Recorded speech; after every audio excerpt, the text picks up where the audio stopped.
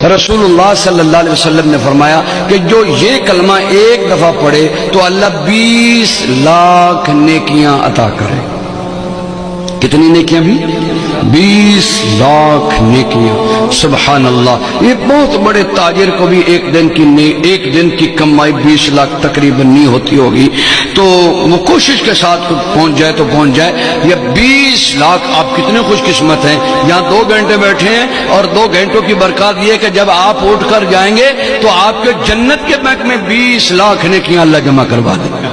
وہ کلمہ کیا ہے؟ سارے پڑھیں، بسم اللہ الرحمن الرحیم، لا الہ الا اللہ وحدہ لا شریک لہ احدا صمدا لم یلد ولم یولد ولم یکن لہ کفوا احد۔ جس نے پڑھا اس کو مبارک ہو۔